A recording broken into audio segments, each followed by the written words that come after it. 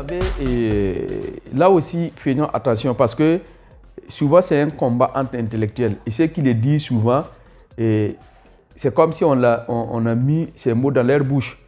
Sinon, tout le monde sait que si l'Europe s'est développée, c'est à partir du XVIIIe siècle avec le siècle des Lumières. Et le siècle des Lumières, c'est des intellectuels qui amènent le siècle des Lumières. Et si l'intellectuel ne sert à rien, donc arrêtons d'envoyer nos enfants à l'école. Si l'intellectuel ne sert à rien, arrêtons de former nos enfants. Si l'intellectuel ne sert à rien, arrêtons de nous cultiver. Et nous ne faisons pas la confusion entre l'intellectuel et le diplômé.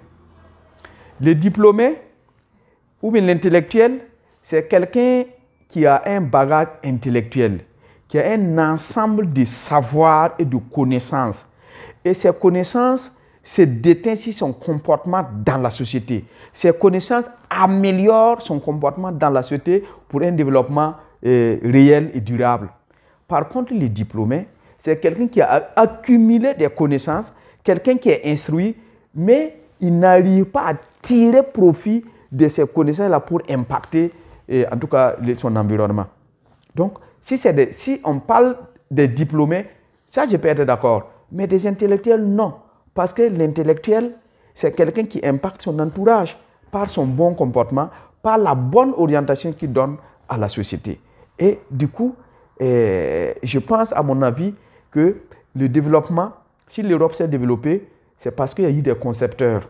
Si l'Europe s'est développée, c'est parce qu'il y a des gens qui ont réfléchi, qui ont fait la théorie et qui ont, à partir de cette théorie, fait la pratique. Donc, arrêtons en tout cas de nous jeter la pierre, parce que tout simplement, il ne sert à rien. Une société ne peut pas se développer si les gens ne marchent pas ensemble.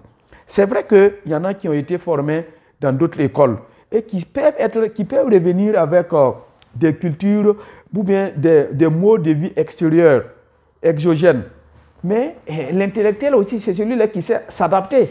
Donc, du coup, il ne s'agit pas, à mon avis, il n'y a pas cette composante de la société qui ne compte pas. C'est comment faire pour qu'il n'y ait pas cette cassure entre ceux-là qui sont considérés comme leaders et ceux-là qui sont considérés comme ceux-là qui accompagnent. Et si c'est ce qui arrive au pays aujourd'hui, moi, à mon humble avis, il n'y a pas une catégorie de personnes qu'il faut indexer. Nous sommes tous responsables. Et c'est cette responsabilité collective-là qui va nous permettre à chacun de pouvoir s'autodéterminer et de voir comment on va faire pour construire la maison commune.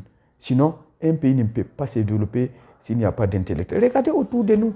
Il y a beaucoup de chercheurs en ce moment. Ce qu'ils ont promis pour ce pays, ce qu'ils ont développé comme initiative pour ce pays, c'est vraiment fantastique. Donc maintenant, si les gens veulent faire la promotion de la médiocrité et de l'ignorance, bon ça, et je ne sais pas où on va aller.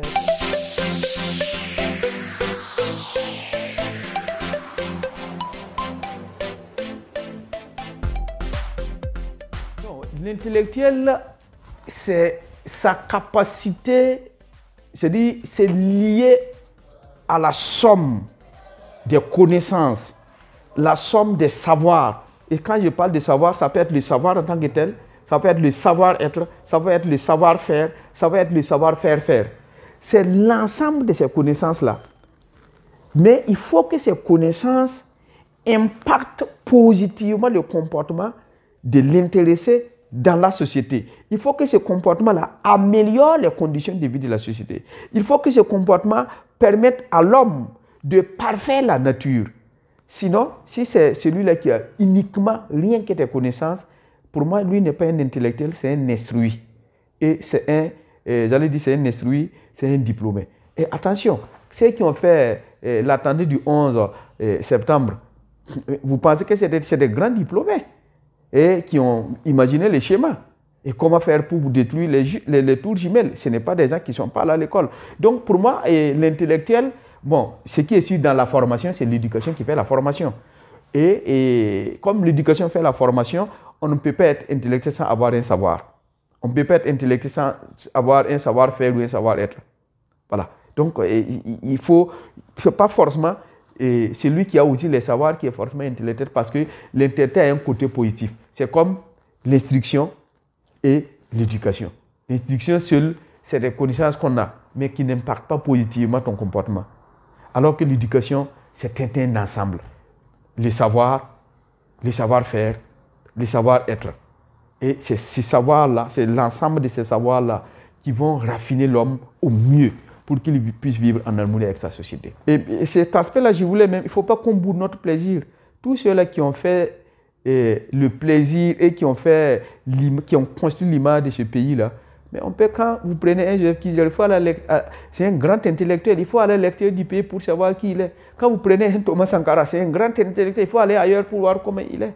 Donc je pense que, bon, aujourd'hui, c'est vrai qu'il y a des difficultés dans notre pays, mais comme je le dis toujours, favorisons l'unité nationale, de telle sorte qu'on puisse vivre en harmonie. Parce que moi, je pars du principe que nous sommes en guerre en ce moment, vous ne pouvez pas remporter une guerre contre un ennemi quelconque si vous êtes divisé. Ça, c'est très important.